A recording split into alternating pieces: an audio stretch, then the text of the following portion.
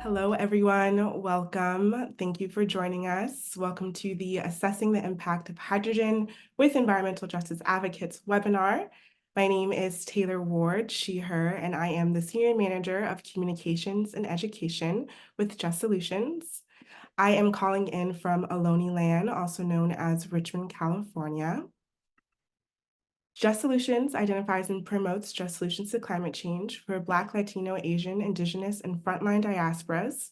We are broadening and deepening the understanding of equitable and effective policies and projects, and are fostering a national community of peer learning for frontline community-based organizations to elevate their solutions and replicate them across the country. If you're joining us, please feel free to add your name and your organization and your location in the chat so we can all know who else is on the call with us today. The purpose of today's webinar is to review hydrogen technologies from an environmental justice perspective. We will review the recently released Environmental Justice Hydrogen Framework as a tool to ensure the protection of frontline communities. And we will discuss advocacy opportunities to leverage our collective voice around this issue. If you have any questions throughout today's webinar, please feel free to use the Q&A box and we will incorporate your questions into our Q&A period. We'll also be live tweeting today's webinar, so feel free to follow along on our page. Our name is @just_solutions_. Today, you will hear from Yvette Arellano, the founder and director of Fenceline Watch, an environmental justice organization dedicated to the eradication of toxic multi-generational harm on fenceline communities. Yvette is a Mexican-American Gulf Coast organizer based in Houston, Texas, the largest chemical port in the nation. You will also hear from Shiv Srivastava, policy researcher at Fenceline Watch. As a part of Fenceline Watch, she brings an understanding of the political landscape and public engagement gaps, including the limited English proficient populations, including South Asians like himself. You will also hear from Theo Corretto, an associate attorney with Communities for a Better Environment.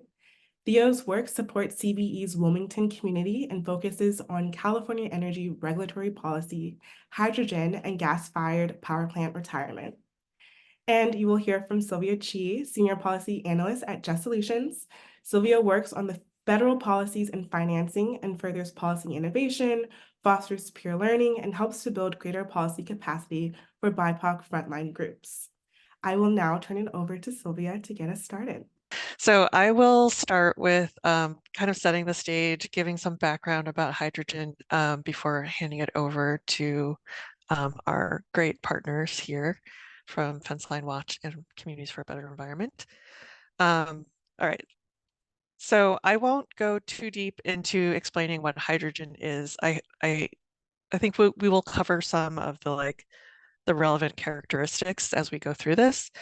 But just in terms of really basic level setting, hydrogen is it's an element. If you studied any amount of chemistry in school, hopefully you learned about the periodic table of elements.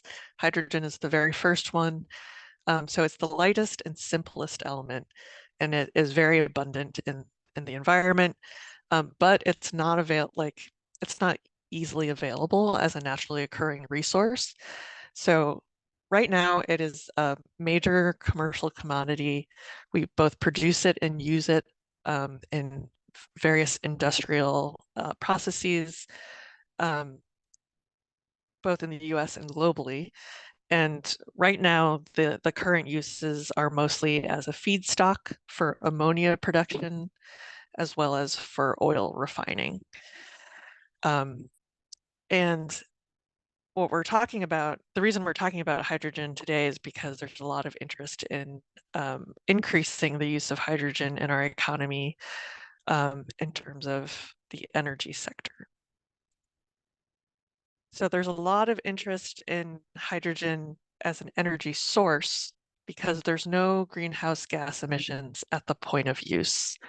So that's in contrast to if you burn coal to run a power plant, that releases a lot of greenhouse gases at the point of use at the power plant.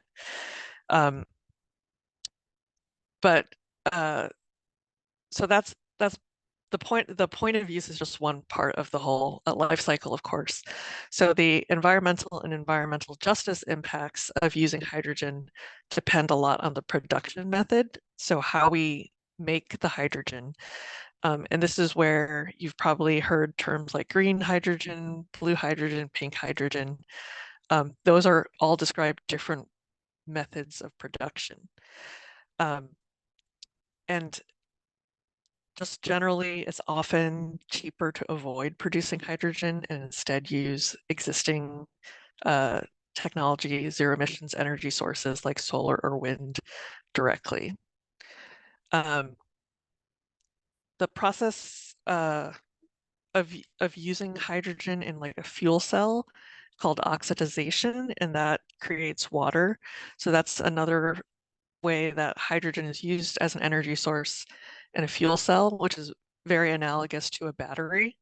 So again, people are interested in fuel cells because like rather than having an internal combustion engine vehicle that spews various kinds of pollutants, a fuel cell vehicle only emits water at the point of use. But again, we have to consider the whole supply chain of how you actually get the hydrogen produced and into the fuel cell. Also, if you use hydrogen and combust it for to create energy or to create heat, that emits nitrous oxides, which are a health-harming air pollutant. And then another form that hydrogen can be used as an energy source is in synthetic fuels as an energy carrier. And that is in the case of things like for shipping, like ocean-going vessels, and for aircraft. Those uses can also cause various kinds of air pollution. So that's the very, very short introduction to hydrogen. Generally, there's a lot of different parts of federal policy that support hydrogen production and use. And this slide provides a lot of detail on some of the different aspects of that. And the slides will be shared afterward, so you can refer to this as a resource, as a reference. But basically, the Department of Energy has been working on trying to create this hydrogen economy for decades, really, but it really ramped up with the bipartisan infrastructure law. And so we can see with like the National Clean Hydrogen Strategy and Roadmap that the DOE put out, that lays out like how they're planning to make this whole scale up happen. And they're really focusing on reducing the cost of producing the hydrogen. And so they have certain like milestones and targets they're trying to reach. The bipartisan infrastructure law also created this clean hydrogen production standard that DOE has established, and that is a life cycle emissions standard for all the greenhouse gases that are emitted from well to gate when you are producing hydrogen. And well to gate means like from like when you extract the feedstock to the gate of the production facility. So it's not actually the full life cycle, but it is a lot of the life cycle at least. And so this is a standard that was created in the bipartisan infrastructure law. How it's actually implemented is another question. It doesn't really come into play very much currently. The other piece, the biggest piece probably, is the 45V production tax credit. So this was part of the Inflation Reduction Act. And this is a subsidy that hydrogen producers can claim as part of their tax returns that makes it cheaper for them to produce hydrogen. And this is also based on life cycle greenhouse gas emissions, although there's a lot that can be said about like how they bound that life cycle from well to gate. But basically the idea is that the less carbon intensity is involved in creating the hydrogen, then the larger amount of credit that they can claim. And then an interesting piece about that is that they can also claim the tax credits for any renewable energy that's used to produce that same hydrogen. So it's very heavily subsidized.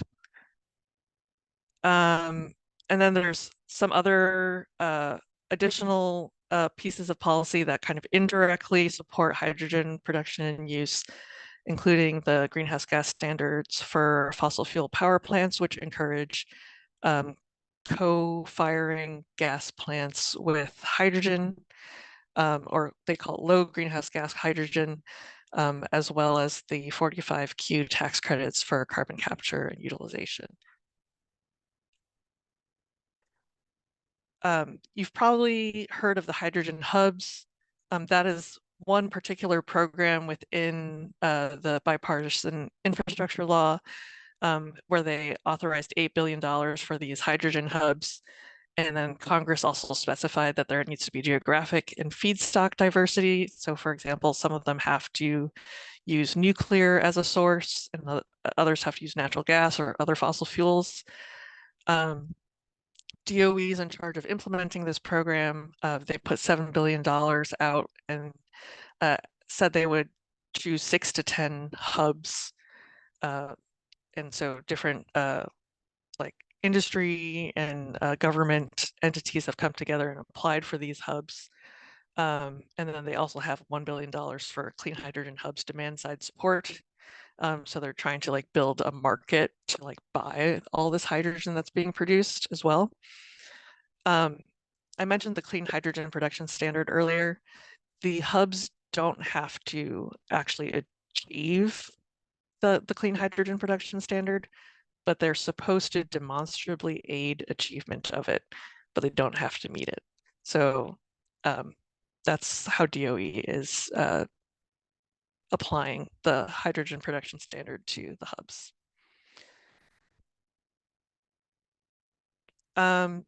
So DOE has announced the selected hubs.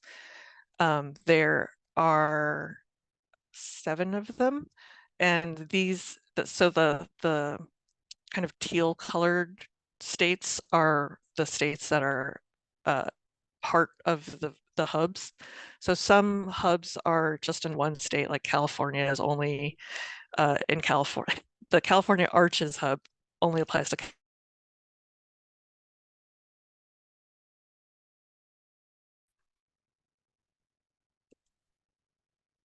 the current status is in this. So this is the infographic that DOE. We're currently in the negotiation phase here. So the selected hubs have not received DOE funding yet. And there's all these additional phases that they will have to go through, and they at each step there are go no go decisions. The CBPs they're referring to in this graphic are community benefit plans, and I think Yvette and Shiv might talk a little bit more about this.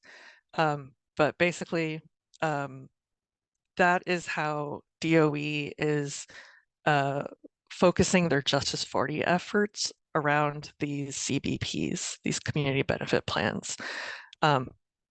But we're now in this negotiation phase, and communities are not actually being a part of that, and communities are not helping to decide what is going to be in the community benefit plan.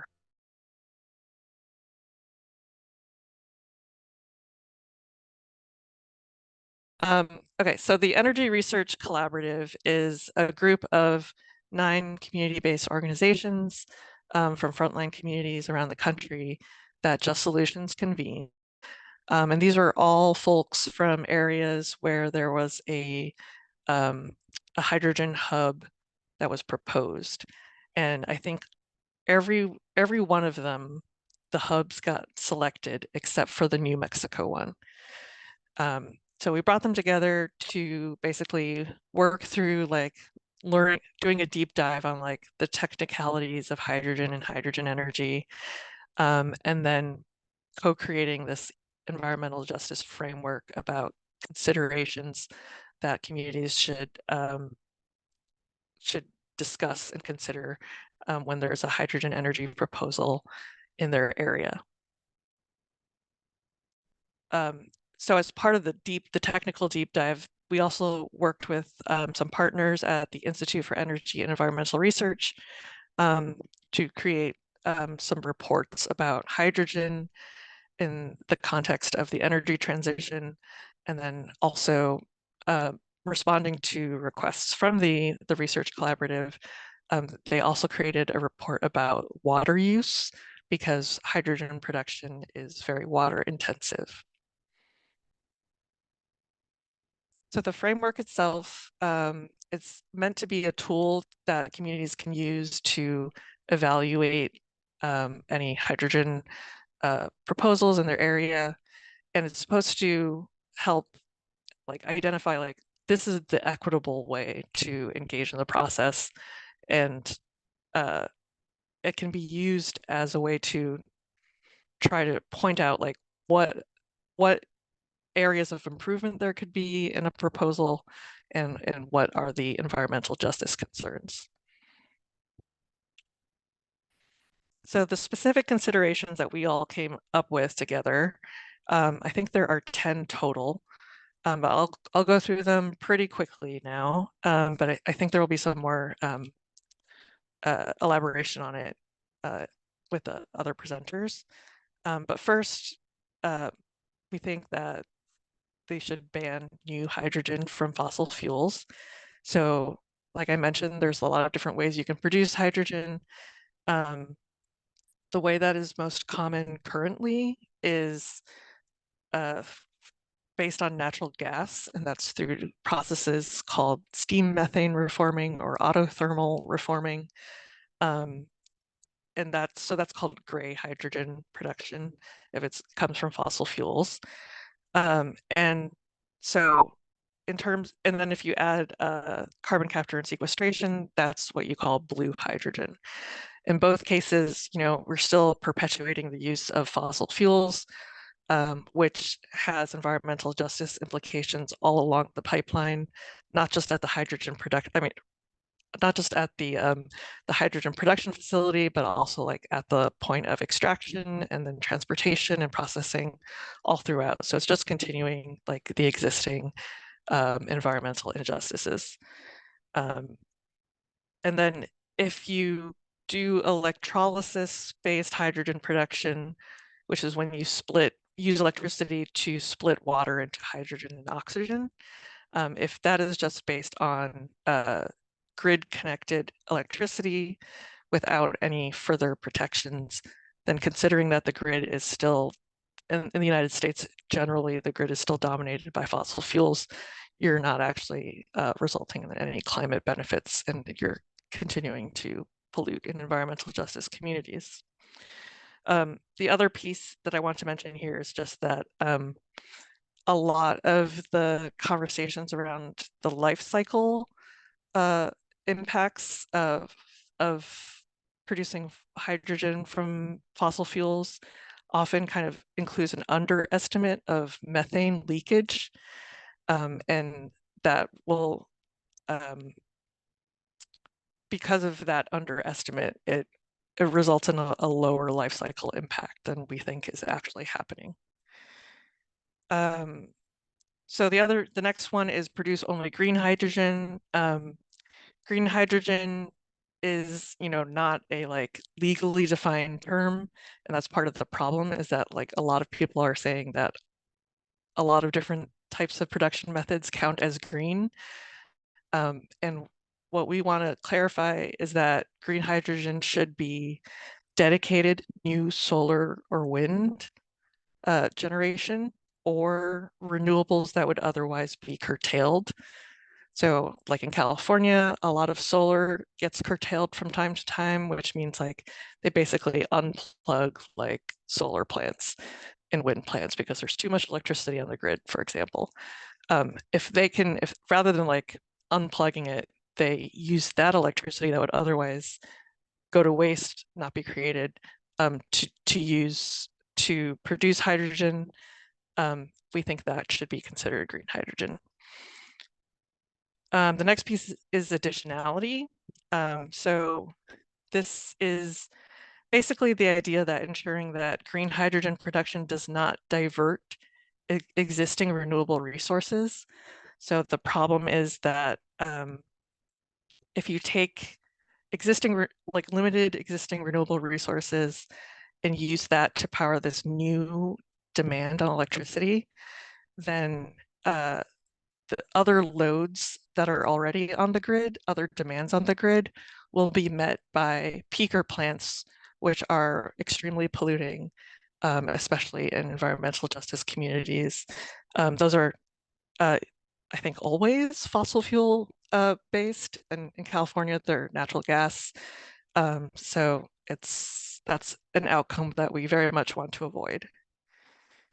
And then safeguard water resources. Like I mentioned, it's a very water intensive process. So under DOE's hydrogen roadmap, they want to see hydrogen production increase by 5 times from 2020 to 2050. And under that scenario, water consumption for hydrogen production would increase by up to 10 times, which is up to 350 billion gallons a year. And there's a lot more detail you can get into in the water report. Another important piece is around ensuring safety. So if you watched Glass Onion, that's what it's called, right? You'll remember that hydrogen plays a role in that. They have a very thrilling, explosive finale in that movie that has to do with hydrogen. Hydrogen is also what was involved in the Hindenburg explosion. So it is a gas that is flammable, combustible, and explosive, and it's flammable across a broad range of hydrogen and air mixtures. So it can be very dangerous. And they're just the like safety and regulatory systems for it don't exist. So there's no comprehensive safety, security, and emergency response regulations and protocols. And there are no existing industrial standards to ensure that like pipelines that are transporting hydrogen are safe. So that's a really big issue that needs to be addressed, and frontline communities need to be involved as part of addressing it. There's also the risks from feedstock uses and fuels. So I mentioned before, fuels like ammonia and synthetic fuels like jet fuel. Ammonia creates nitrogen oxide and particulate matter, as well as climate warming effects.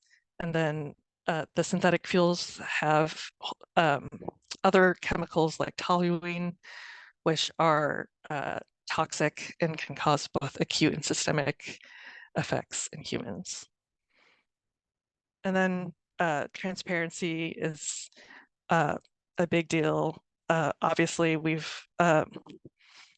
obviously to me, a lot of communities have been really shut out from this whole process and just don't know details about these proposals. And it's fundamental to environmental justice to have self-determination and meaningful involvement, which require a shared set of understandings about what we're talking about. So we need transparency. Specifically, we want to make sure that communities know about inputs, outputs, chemical hazards, and that there should be emergency communication systems, including early warning systems in languages used in local communities. And then, ensuring green hydrogen uses are essential and beneficial. This goes to the point that like a lot of the hydrogen industry has been basically suggesting that hydrogen is a silver bullet that can be the climate solution for everything. And we very much disagree with that. There's a lot of uses that just don't make sense from a climate perspective and also don't make sense from an environmental justice perspective. So there really needs to be more of a discussion about which uses make sense for green hydrogen. And then the climate impact of hydrogen leaks is another piece that just needs to be elevated in this conversation. Hydrogen leakage is not generally well understood or studied yet, but we do know that hydrogen is very prone to leakage because it's the smallest element. And we also know that it causes, while it's not a greenhouse gas itself, it indirectly causes warming by due to chemical reactions in the atmosphere. So that needs to be better understood and taken into account in terms of this big hydrogen economy we're planning. And then finally, we need to promote global environmental justice metrics and standards. Some of the metals that are required in hydrogen production in catalyzers are very scarce, and these are metals like platinum and iridium, which are mostly sourced from areas in the global south. And so there needs to be standards to ensure against exploitation and environmental impacts locally. So like I mentioned, there are some like end uses for hydrogen that just don't make sense. We think they should not be used. Hydrogen should not be used with natural gas, especially in the existing natural gas pipeline infrastructure, because that's not safe. Doesn't make sense to use hydrogen in light duty vehicles, where you can instead just use electric vehicles. Doesn't make sense to use in peaking power production in the short term when there are other alternatives that work just as well. And then we should not cite any hydrogen production in areas with water security issues, which is much of the West. So generally, the takeaways are that, community consent is essential and needs to be involved in these conversations, and community-specific impacts of hydrogen have to be considered, not just like the global effects of hydrogen. And we need to consider the different ways that hydrogen is applied because there's different impacts and benefits from each of them.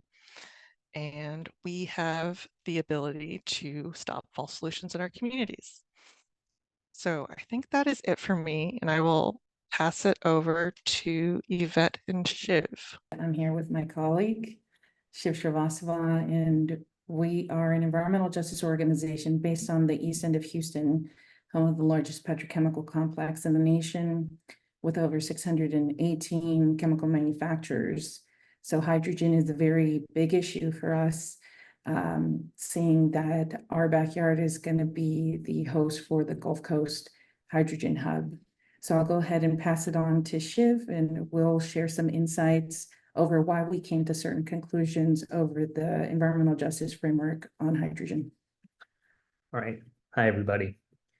So from the beginning, there's been a lack of community inclusion in the DOE process. The October 2023 announcement by the Biden administration of the 7 regional hubs that were set to receive $7 billion in funding by the bipartisan infrastructure law caught many communities set to be directly impacted by these plans off guard. Community involvement prior to the announcement was limited, and unfortunately, since last fall's announcement, public outreach has been deficient. The Office of Clean Energy Demonstrations, OSED, within the Department of Energy, the people that are basically housing these plans, held 7 webinars meant to provide the public with information regarding each regional hub. We attended several of these webinars, including those for Appalachia, the Midwest, as well as the high velocity hub here in our backyard in the Gulf Coast, the Houston Ship Channel. And the recurring theme was how little actual information was shared, and a lack of comprehensive discourse between DOE officials, industry, and impacted community members. These hub-specific meetings are unavailable on the Department of Energy YouTube page as well, so there's no way to revisit them. and it doesn't seem to be available on OSED or DOE's main website either. That being said, DOE is set to hold 7 listening sessions beginning today, the 13th, March 13th, first covering the Heartland H2 hub, and it's going to be covering the remaining 7 all the way through May 1st. We strongly urge everyone to register and attend. We're going to be dropping the link in the chat. As plans for these hubs take shape, communities are not being given information on where the process currently stands, tangible next steps to be taken, or a clear system for public engagement. On the left hand, you're going to see, the hydrogen hub sample blueprint, which if anybody has been to the Department of Energy website or any of these webinars, you're going to be very familiar with, as well as the kind of process pathway that Sylvia had shared earlier. We're supposedly in the pre-DOE funding stage right now in our discussions with partners for the high velocity hub. They were a little bit like, we're a little past pre-DOE funding, but we're not quite at phase 1. And so, we're not getting necessarily straight answers for our specific hub or for DOE, which is kind of indicative overall of the muddled process, specifically with public input. So really quickly, we are in Houston, home to the largest petrochemical complex, as Yvette just mentioned. And we account for 44% of the U.S. base for petrochemicals comes from here. We have 618 chemical manufacturing establishments that run for 52 miles of the Houston Ship Channel industrial complex. And so what does this all mean in terms of safety? As I just mentioned, we are the largest petrochemical complex in the nation, the second largest in the world. And so we deal with chemical disaster pretty consistently. So production of hydrogen using natural gas as a high velocity hub here in the Gulf Coast would be considered gray and blue hydrogen, primarily uses what's called steam methane reforming, SMR. It's a process in which natural gas is pre-treated to remove moisture while sulfur is mixed with steam and fed through a catalyst to convert the resulting methane to hydrogen and carbon monoxide. So some of the safety concerns with the production of hydrogen, as the Department of Energy's own research identifies, are leaks, specifically mechanical leaks in the production process, being the major driver for potential fires, explosions, and upsets. We're going to go ahead and actually drop a link to a report from the National Energy Technology Laboratory that was released last year about the disaster, fire, and explosion potentials of hydrogen production. Additionally, as Dr. Arjun Maghjani and Tom Herzbach detail in the Institute for Energy and Environmental Research report on hydrogen, hydrogen leaks have significant warming impacts, and producing blue hydrogen wouldn't even meet DOE's clean hydrogen guidance, even if the leaks were completely ignored. Transport. So large-scale transport of hydrogen can occur either by pipeline, ship, or rail. Hydrogen is transported either directly as a gas or liquefied or converted to ammonia to be passed through pipelines. There are about 1,600 miles of hydrogen pipelines already laid in the nation. Houston is home to about a third of that infrastructure. However, even that's not enough for the hydrogen hubs that are set to be built along the Houston Ship Channel and around the country. These 7 hubs will necessitate either new infrastructure build out or repurposing of current pipelines in order to carry hydrogen. 2022 McKinsey report prior to the announcement of the hubs identified retrofitting existing natural gas pipelines to enable hydrogen transport if a potential hydrogen hub were to be developed as an option. And sure enough, the high velocity hub has announced that they do intend to use current infrastructure as well as the potential for retrofitting pipelines in phase 1 and 2. So what are the safety concerns of all of this? So very simply, hydrogen is extremely flammable. The flammability limit or explosive range is a metric that describes the range of concentration of a flammable vapor or gas when mixed with air in which it'll ignite and the distance a flame can travel. So just for reference, natural gas has a flammability limit of 5 to 15% by volume. Hydrogen air mixtures are flammable over a range of 4 to 75% by volume. What this means is that hydrogen can be ignited by a smaller spark than, say, natural gas, and once ignited, it can travel significantly further. Hydrogen is also odorless, and its flames are nearly invisible. Leaks. Due to the uniquely small size of hydrogen molecules, they leak more easily from pipe fittings and seals. In addition, hydrogen has a greater rate of diffusion through most materials compared to other gases. Additionally, hydrogen causes something called embrittlement to steels and alloys. This means that not only does hydrogen have a higher propensity for leaks, but that repurposing current pipeline infrastructure, such as fracked gas pipelines for hydrogen transport, could make leaks more probable. So the Just Solution Hydrogen EJ framework calls for the use of the precautionary principle.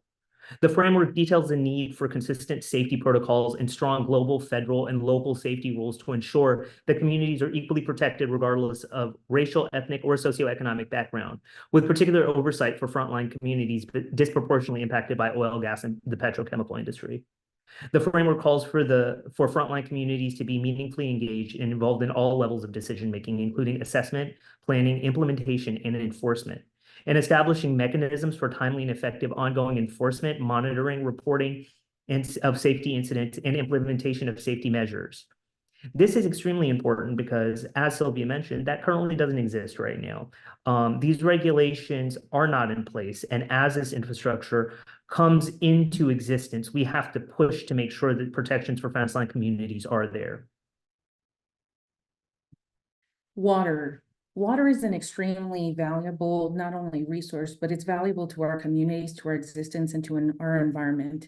It is essential for us to have this at the forefront when we're speaking about environmental justice framework for hydrogen. I did see in the comments that folks wish that this was higher on the priority list, but all of the EJ framework points are essential and none of them trumps another. So with water, we wanted it to be recognized as a basic human right. We wanted to follow the public trust doctrine that says we have an obligation for water to be treated as a common good, one that needs to be protected in the future. We also push to promote free, prior, and informed consent for all communities, especially Indigenous communities. Again, I want to reemphasize that the Just Solutions Collaborative Framework is not OSED's opportunity to say this is how we included community, but this is a very separate and parallel structure that came about from OSED's lack of engagement. With water, we said infrastructure should not be introduced into areas that have existing water stress issues. The Texas Senate just recently moved to assure that billions of dollars were freed up in order to really support economically different ways of accessing water, including desalination. And desalination already has current issues with the infrastructure that's already in place. But we saw the Texas Water Report, both present and future needs, 2023, that you see in this image, support the government's stance on funding these, what they call opportunities, because of our lack of water within the state. For each gallon of desalinated water, it produces an average of 1.5 gallons of brine. That means the wastewater, hypersalinated water, back into our oceans. And about 70% of current infrastructure of desalinated infrastructure in the Persian Gulf have caused coral reefs to disappear. 21 species are now considered endangered, and it has cost their nation $94 billion annually in tourism, aquaculture, and fisheries. We currently see desalination infrastructure in Corpus Christi with a fight against it because we have current regulated entities trying to have a water grab. We know for a fact that the chief operating officer in Corpus Christi acknowledged that this would then spark water rates to hike. And in an age where so many families have economic disruptions, are not able to pay next month's rent on time, or have issues with putting food on the table, this is the last need we need to put as a priority. Hydrogen does not need that water. Our communities and local environment do. Transparency and right to know. We know from a history of dealing with regulated entities in the chemical sector and the oil refining sector that we have a lack of transparency with current industry. Within the EJ framework for hydrogen, we demanded long and short-term health and safety and environmental impacts, because so often EPA says, you know, it's better off if communities are given an opportunity to apply for technical assistance grants to do baseline testing before entities come in. We know that partners in the Ohio Valley are currently feeling this kind of infrastructure growth, whereas we have already had it and there's no going back to get that baseline testing. We also stress the need for all outputs. That means all emissions, whether it's water, air, and whether they're accidental or not, to be disclosed publicly in an easily accessible manner. We finally asked for early warning systems. Here along the Houston Ship Channel, we have a history of having to deal with so many chemical disasters, emissions, whether they're regulated or unregulated, and also a history of extreme weather events. In our experience, we have seen EPA give these loophole measures, whether it's force majeure, act of God, startup shutdown, and maintenance loopholes to the industry. And the DC Circuit has repeatedly found them illegal, saying, hey, the Clean Air Act doesn't mean we protect our sometimes, but all the time. Regulated entities refuse to release their short-term and long-term health effects with any new infrastructure. In fact, you have to go into technical reports in order to find any of those disclosures. When it comes to trying to talk about chemical disasters, people like us and other advocates are also forced to abide by the rules in place that say if we want to gain access to information we have a right to know, then we are referred to go to federal reading rooms where we need state issued IDs and can only read so many documents at a time. So we want to say overall, thank you for the opportunity to speak and an opportunity to work with the Just Solutions Collaborative. Our explanation on these topics does not mean we promote any forms of hydrogen, but we want other advocates to be sure to look out for these things, to help promote some of these measures and say, we need access to information, we need safeguards in our community, and we need you to do better. Thank you. And if you want to contact us, please feel free. Thank you both so much. I am now going to pass it to Theo and let me share your slides. Hi, everybody. Just to reintroduce myself, I'm Theo. I'm an associate attorney at Communities for a Better Environment. And Communities for a Better Environment is a grassroots environmental justice organization based in California. We organize in 4 communities in California, in Richmond and in East Oakland in the Bay Area, and in Southeast LA and the neighborhood of Wilmington and Los Angeles. All of these communities are heavily impacted by fossil fuel infrastructure, oil refining, industrial manufacturing, goods movement, and other key areas where hydrogen has been sort of keyed up to take on a significant role in the energy transition. And in response to that, Communities for a Better Environment and a number of our EJ partners have worked to develop a greater understanding of hydrogen and what it means for our communities in California, in addition to joining the Just Solutions Collaborative, which has been an enormous support developing this sort of understanding and framework. Next slide, please. So when we were faced with this sort of growing urgency and growing attention to hydrogen, Communities for a Better Environment asked ourselves why we would engage with this. We are already engaged in a significant amount of clean energy work as it is, and most of our staff take on full dockets of work already, and hydrogen sort of presented an additional ask beyond the commitments already. However, a number of those commitments involve the decommissioning of the gas system in California and electrification of the energy grid in order to protect our communities from local air pollution, from climate pollution, and from all of the dangers that have to do with having fossil gas infrastructure in California.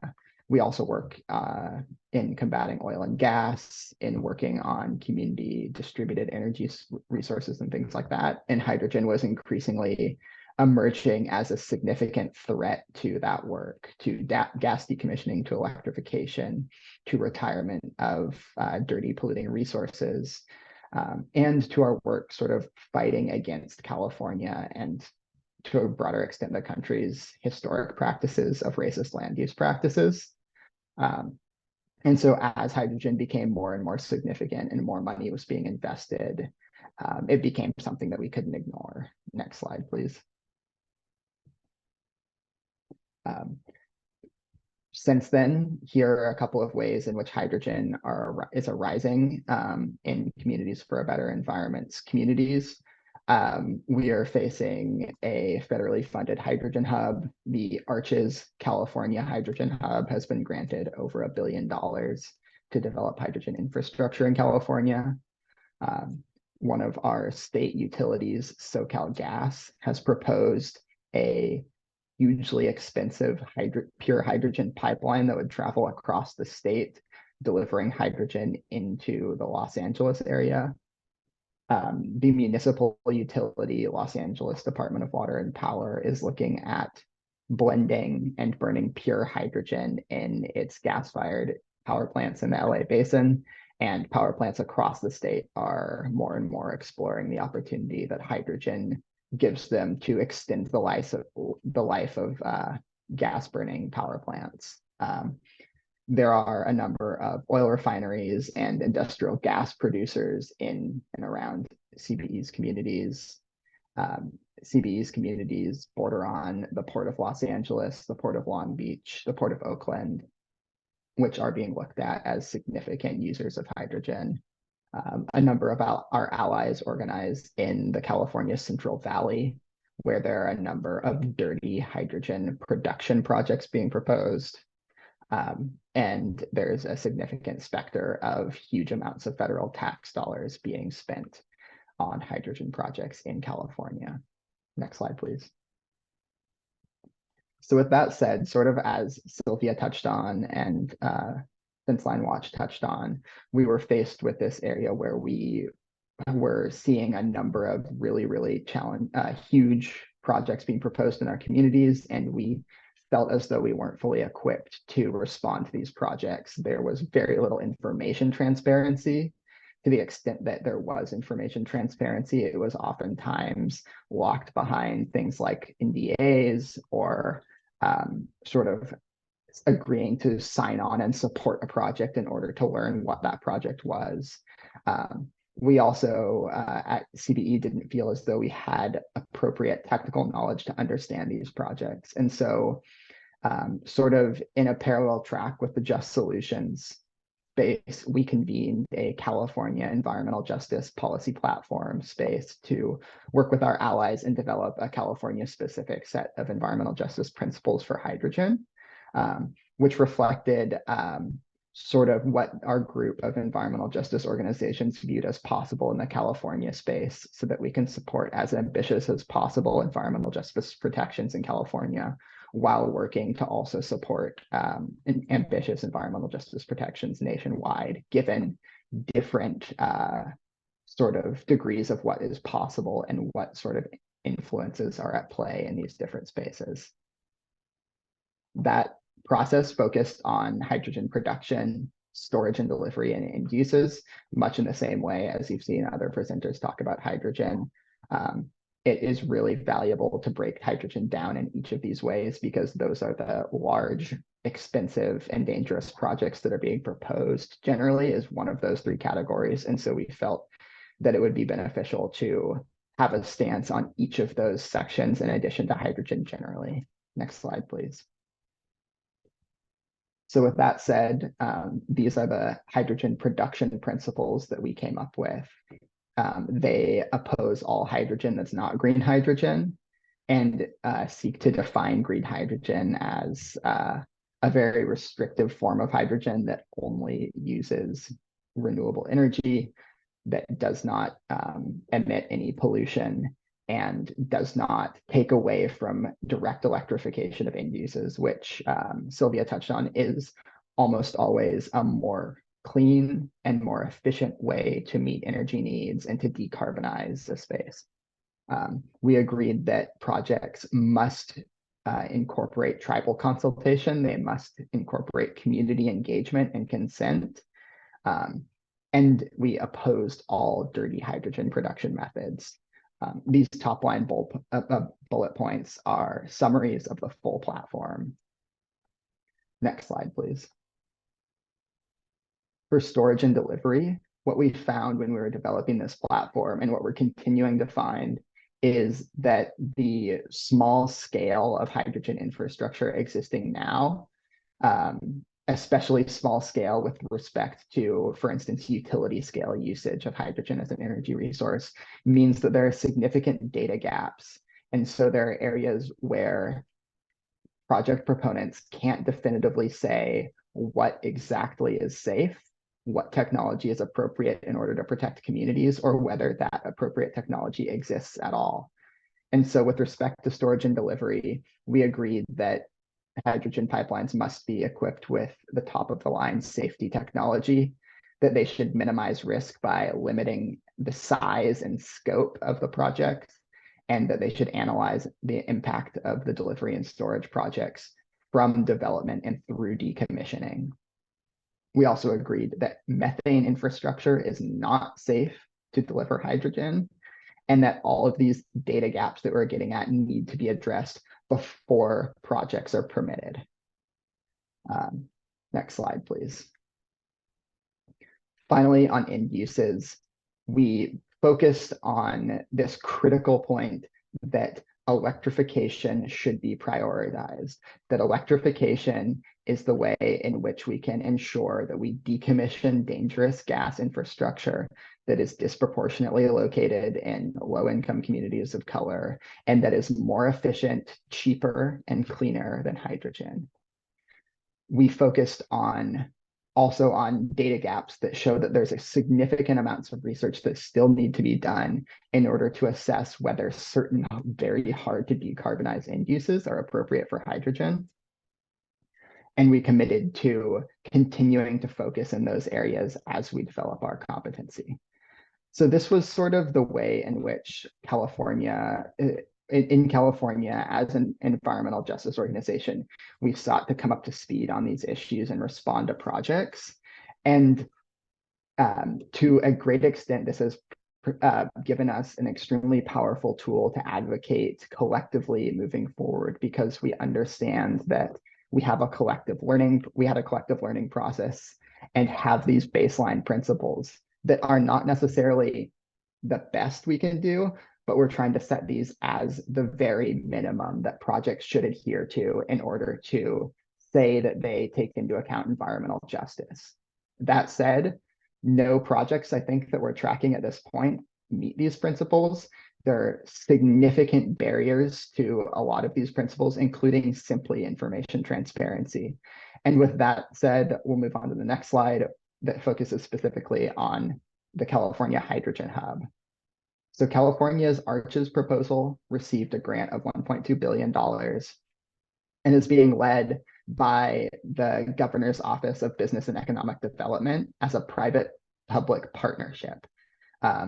The coalition is made up of the University of California, a number of private sector players, the building trades, municipal governments, et cetera, and focuses on putting hydrogen into the power sector, the transit sector, and use at shipping ports.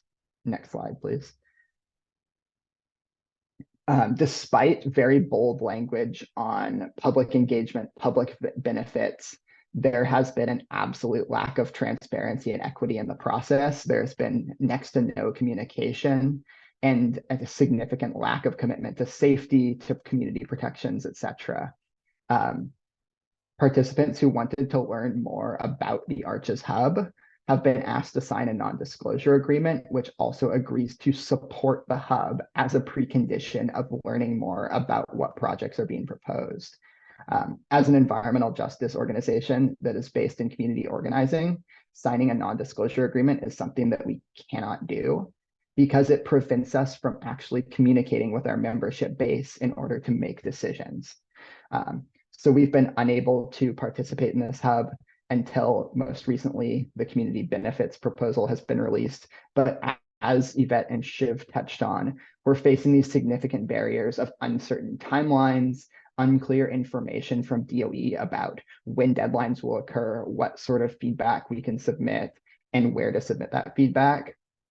And we continue to have difficulty engaging with the individual members in the Arches Hub. Some of the actions that we've taken are meetings with the California Governor's Office, with state legislative offices, letters to DOE, to the Governor's Office, etc., meetings with the Arches leadership, engagement with media, community organizing, and simply monitoring legislature. But despite this, we've still met with just as many barriers as Fenceline Watch outlined in their process, and we've still, in a significant part, failed to receive meaningful information about what's being proposed in our communities. So that sort of sketches out what we've been doing in California. With that, I think we can take a step back and turn over to a Q&A. Great. Thank you all for those wonderful presentations and sharing that really important information. We are getting close to time, so I want to be respectful of everyone's time and not keep you on too long. So maybe for these final few minutes, if all of you presenters want to share some key takeaways or final thoughts that you'd want participants today to walk away from. And then, of course, I will compile all this information and share it out with all the participants on the call. So we'll start with Fenceline Watch. Yeah, I would say that this is the first time we've had an opportunity to learn about hydrogen, and it didn't come from DOE. We've had conversations with DOE about what it looks like if there is a disaster with hydrogen, and they were unable to answer any of those questions, similar to what Theo shared. Yeah, they were unable to answer it, and as the Department of Energy's own reports outline, and their many laboratories say as well, a lot of the technology that requires that would be required for safe production of hydrogen and transport for hydrogen simply don't exist yet. And so they are spending $1 billion to create demand. They are spending billions of dollars to create this infrastructure and expand infrastructure in our communities, and they don't have the technology to ensure safety. And they are not being transparent with us either about what this process is actually going to look like. Mm-hmm. I'd also like to stress that at Fenceline Watch, we don't view hydrogen production as a means for just energy production.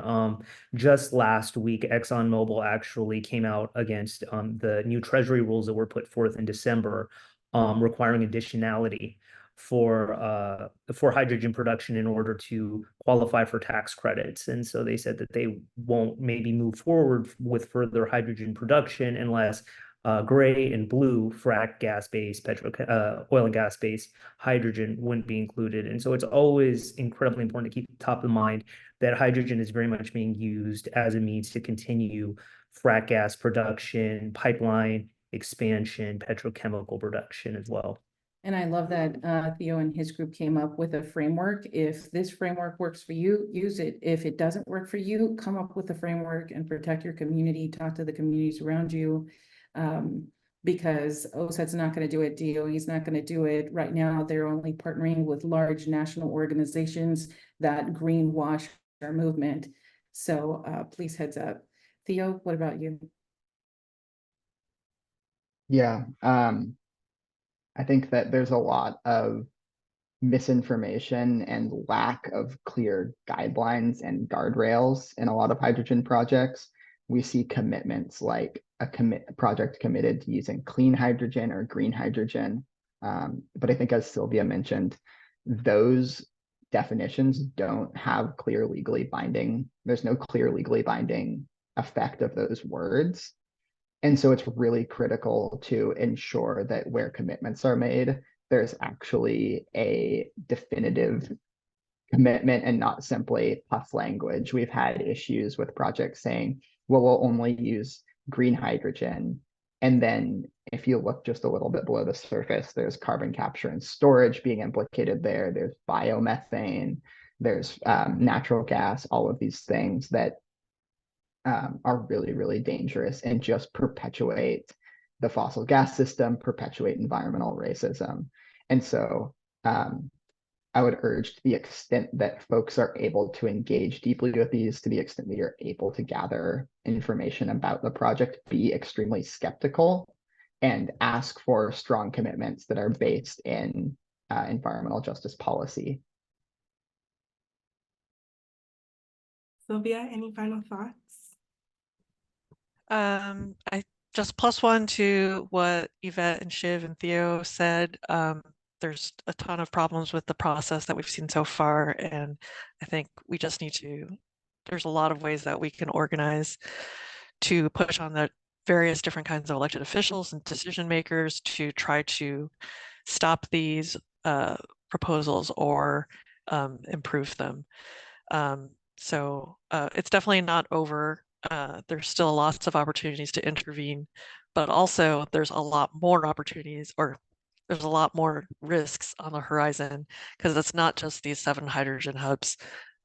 We're focusing on those now because they're kind of like the proof point, but there's also just a much bigger hydrogen economy build out that's happening beyond these specific hubs. So it's good for us all to get up to speed on this technology and the impacts together as soon as possible. Great. Thank you all so much for sharing your expertise and your knowledge with us today. And thank you to all of our participants for joining us and chatting along with us in the chat. I did want to let you all know we will be having a part 2 to this webinar that will focus more heavily on water and hydrogen. I'm dropping the registration link for that in the chat. And I also dropped the post-event survey in the chat as well. So please fill that out. Let us know your thoughts. Let us know what questions you still have and what other resources would be helpful in your advocacy. And with that, I hope you all have a wonderful day. Thank you.